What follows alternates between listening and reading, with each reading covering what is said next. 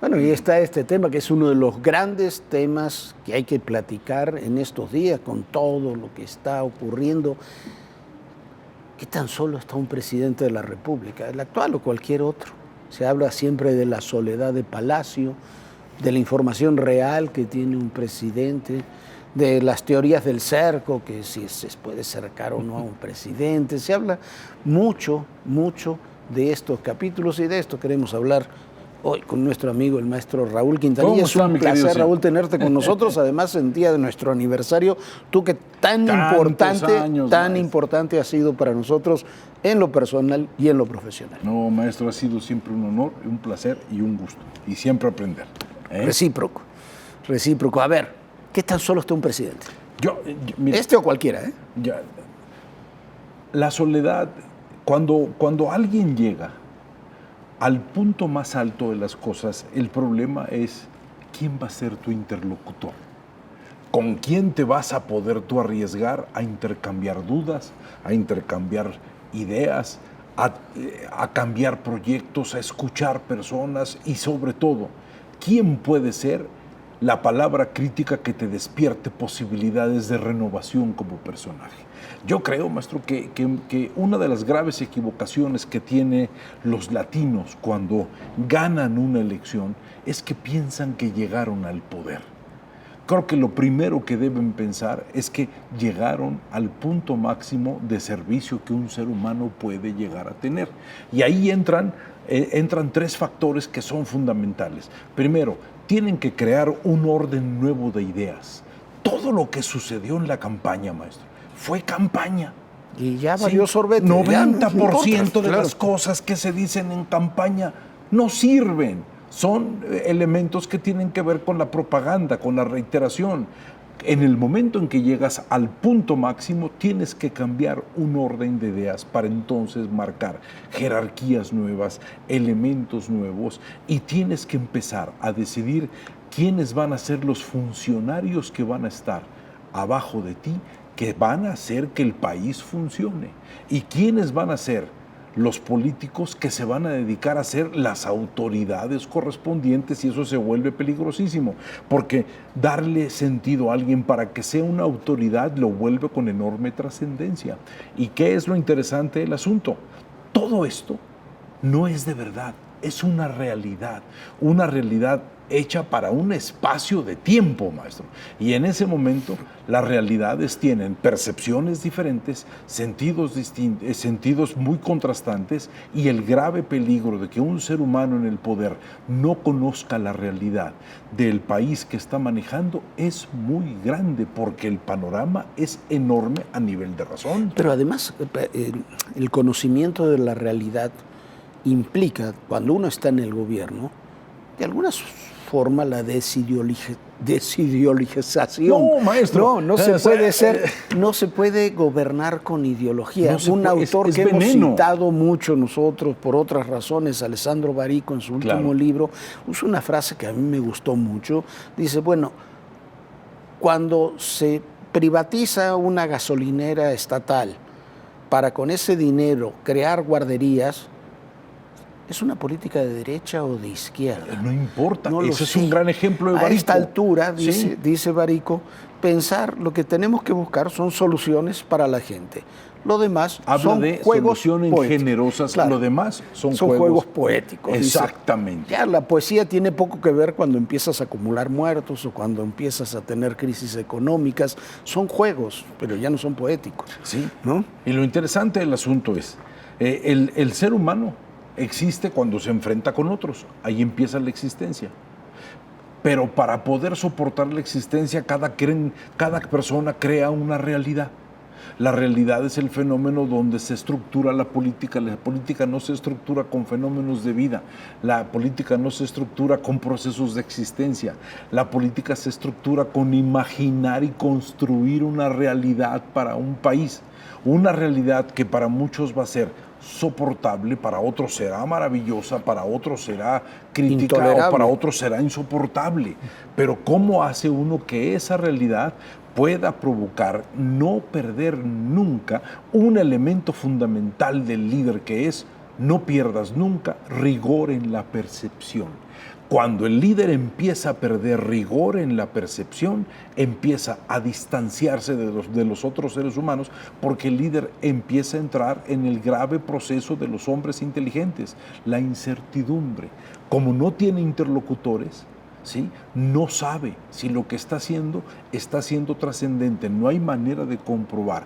Y ese ser humano tiene que empezar a creer en los otros, porque los otros son los que se encargan de que las cosas funcionen, los funcionarios. Por eso decía Obama, gobernar es fácil, hay que crear un estado de ánimo y decir un discurso que pueda tener a la gente con esperanza y un sentido de tranquilidad. El demás trabajo lo hace la gente que sabe más que yo. Un viejo empresario me decía hace muchos años, ya falleció, no importa su nombre, pero me decía que antes el presidente era el presidente. Y después había una serie de señores, que eran los secretarios de Estado, que hacían política. Hacían política en el desayuno, en la comida, en la cena, en sus reuniones. Y después había otra serie de funcionarios, que eran los subsecretarios, que hacían la administración y gobernaban. Exactamente. Cuando vemos que falta la política, algo está faltando en los engranajes. Yo lo que estoy viendo, parte de cómo se lleva la administración actual, pero se ha reflejado también en otras, no es un caso único, es cuando los equipos de trabajo no responden, no están a la altura, no se les da la oportunidad, lo que querramos, después es otro tema de análisis ese, pero lo cierto es que no aparecen. Hay gabinetes con ciertos presidentes. Que ni siquiera sabemos su nombre. Ni siquiera sabemos su nombre, nunca han aparecido, no se te antoja entrevistarlos para televisión porque dice, bueno, ¿qué me va a decir este hombre o esta mujer? Y hay una cosa que es especial. Crear un espléndido gabinete da grandes posibilidades a un país, porque el gabinete se encarga de que todas las cosas tengan la lubricación necesaria para que todo se convierta en algo que pueda ser mesurable y pueda ser comprobable.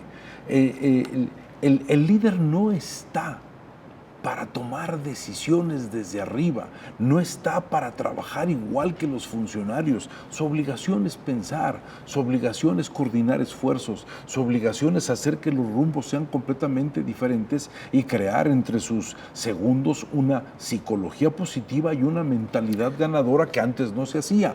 El trabajo lo están haciendo los otros. En ese momento, si tú quieres tener una figura permanente, entonces no estés hasta arriba, sé parte de los segundos, porque el de arriba en algún momento dado tiene que quedarse guardado, porque solamente puede ser visto en situaciones especiales, donde tiene el derecho a hablar sobre las cosas importantes y trascendentes. Perdón, maestro. En ese sentido, claro, yo lo que quería decir era, cuando un presidente cualquiera, de cualquier país, se ocupa del micromanagement, se ocupa de las cosas pequeñas y de los detalles, pierde de vista. Eso es un riesgo. Pierde de vista el escenario general. Exactamente. Y la tarea de un mandatario cualquiera es tener el escenario general frente a él para poder orientar el trabajo. Pero también cuando se invierten las cosas y resulta que un mandatario es el que concentra todo, la eficiencia decae. Y eso ocurre en un mandatario, ocurre en un empresario. Hace unos días en TikTok o en Twitter, Ricardo Salinas hablaba muy bien de cómo trabajaban los equipos y de cómo tenía él una visión y dejaba que otros se encargaran precisamente de los detalles de los programas. Y él pensaba en el futuro y los programas que existían que los hagan los otros.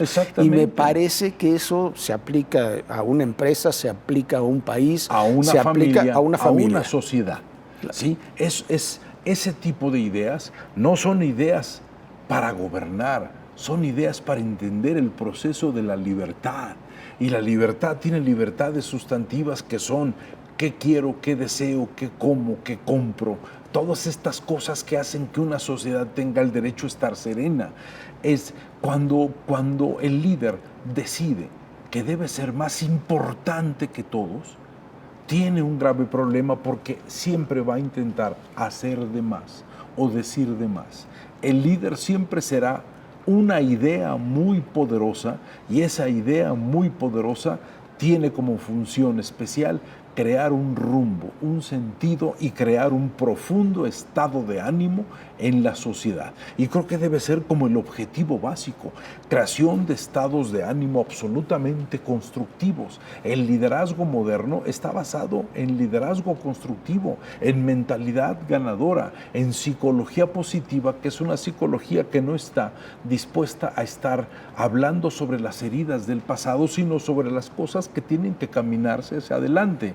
Y en ese momento los líderes están o necesitan encontrar nuevos elementos y nuevos fundamentos, tener que pensar que uno tiene que decidir absolutamente todo, es llenar de ansiedad y de angustia a un líder, porque el líder necesita tiempo para pensar. Los otros tienen que hacer. El líder no va a ser reconocido por lo que hizo, sino va a ser reconocido por lo que es y por lo que fue.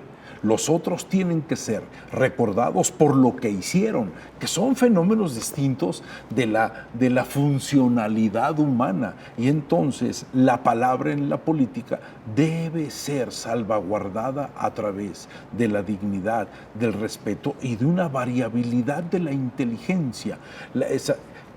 Tienen que cambiar tus ideas, tienen que cambiar tu percepción y tiene que modificarse la inteligencia, porque llegando al poder, todo lo anterior era simplemente un proyecto. La realidad está en el momento en que empiezas. Raúl, como siempre, muchísimas gracias. Muchísimas gracias otra vez por estos 13 años, no solamente por este importante espacio, sino por tu apoyo, por tu colaboración y tu amistad. Maestro, muchísimas gracias. Muchísimas gracias, Raúl.